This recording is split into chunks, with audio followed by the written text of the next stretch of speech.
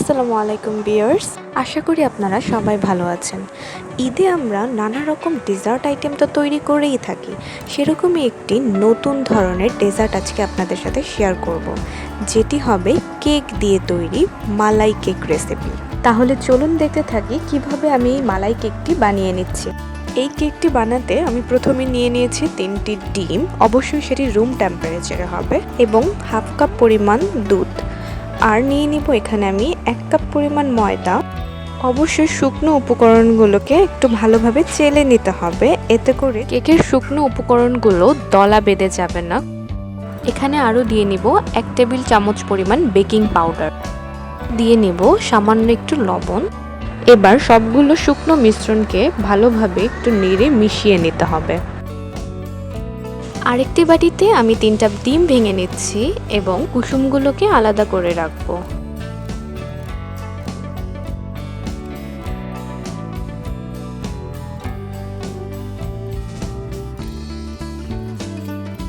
ডিমের সাদা অংশকে আমি এখানে একটি ইলেকট্রিক বিটারের সাহায্যে বিট করে নিব। বিটারটি অবশ্যই লো টু মিডিয়ামেই থাকতে হবে স্পিডটা। বিটারটিকে আমি মিডিয়াম স্পিডে রেখেই ডিমের সাদা অংশটি পুরোটি ফোম করে নেব, এবং অল্প অল্প পরিমাণ করে আমি এখানে অ্যাড করে নেব 1/4 কাপ পরিমাণ চিনি। এখানে ডিমের সাদা অংশকে আমি ততক্ষণ পর্যন্ত বিট করব যতক্ষণ না চিনিটা খুব ভালোভাবে মিশে যায়। এখন আমি অ্যাড করে নেব 2 টেবিল চামচ পরিমাণ তেল। আর আগে থেকে আমি যে ডিমের কুসুমগুলোকে আলাদা করে রেখেছিলাম, এখন একটু একটু করে আমি এখানে অ্যাড করে নেব এবং খুব ভালোভাবে মিশিয়ে নেব। এখন অ্যাড করে নিচ্ছি আমি 1/4 চামচ পরিমাণ ভ্যানিলা এসেন্স। বিটার মেশিন দিয়ে বিট করার পর্যায়ে যখন আমাদের এই থিকনেসটা এইরকম হয়ে আসবে, তখন বুঝতে হবে আমাদের আর বিট করা যাবে না।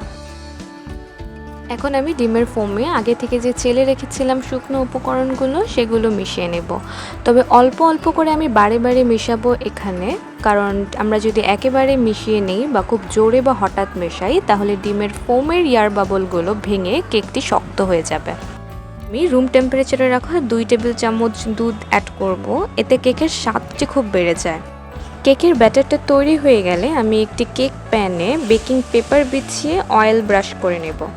তারপর কেকের ব্যাটারটি একটু উঁচু থেকে ঢেলে নেব এবং ট্যাপ ট্যাপ করে বাটিটি একটু সমান করে নেব। এতে কেকের ভেতর কোনো এয়ার বাবল থাকবে না, ও খুব ভালোভাবে কেকটি ফুলে উঠতে পারবে। যেহেতু আমি এই কেকটি পানির ভাপে করব, তাই আমি আগে থেকে একটি পানির পাত্র চুলায় রেখেছি আর একটি স্ট্যান্ড রেখেছি, যাতে আমি কেকটি এই স্ট্যান্ডে বসাতে পারি। পানির পাত্র আগে বসানোর কারণে ওভেনের মতো প্রিহিটের কাজ করবে আমাদের এই চুলায়ও।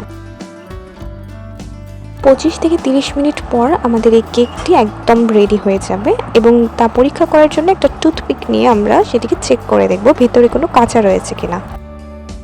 ব্যাস, কেকটি তৈরি হয়ে গেলে সেটিকে ঠান্ডা করার জন্য রেখে দেব, এবং অন্য একটি পাত্রে আমরা চিনির ক্যারামেল তৈরি করার জন্য খানিকটা চিনি দিয়ে নেব ও কিছুটা পানি দেব।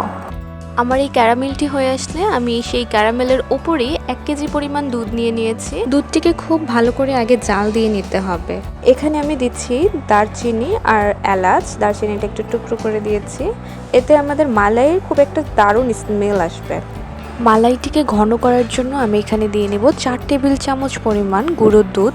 আমি এটিকে লিকুইড দুধের সাথে একটু মিক্সড করে তারপর দুধের সাথে মেশাবো। খানিকটা কাজু ও কাঠবাদাম আমি একটু কেটে নিয়েছি খোসা ছাড়িয়ে, এগুলো মালাইয়ে খুব দারুণ একটা স্বাদ আনে।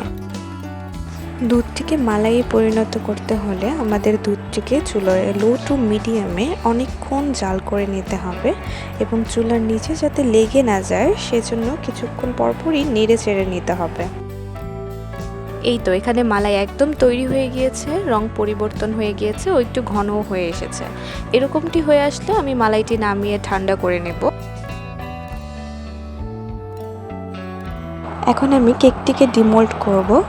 এর থেকে বেকিং পেপারটা সরানোর পর দেখতে পাচ্ছেন কেকটি অনেক বেশি নরম ও সফট হয়েছে। মালাই কেক বানানোর জন্য কেকটি অবশ্যই একটু নরম আর ফ্লাফি হতে হবে, এতে করে মালাইটি কেকের ভিতর ভালোভাবে শোষণ করতে পারবে। আমি কেকে মালাই ঢালবার আগে কেকটাকে একটু স্লাইস করে নিয়েছি। ও একটা টুথপিক দিয়ে কিছুটা ছিদ্র করে নেব। তবে এটা কম্পালসারি নয়, আপনারা চাইলে নাও করতে পারেন।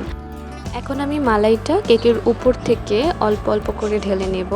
একটু ছড়িয়ে দিবেন, তাহলে কেকটা খুব ভালোভাবে মালাইয়ে ভিজবে। তবে আপনারা চাইলে কেকটি ফ্রিজে রাখতে পারেন 2 থেকে 3 ঘন্টা। আমি সাধারণত এই কেকটি ফ্রিজে রেখে ঠান্ডা করেই সার্ভ করে থাকি।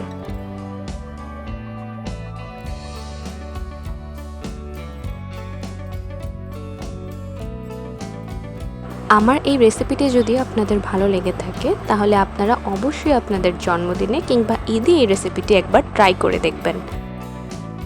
এরকম আরও সুস্বাদু ডেজার্ট পেতে আমাদের এই চ্যানেলটিকে লাইক, কমেন্ট ও সাবস্ক্রাইব করতে ভুলবেন না।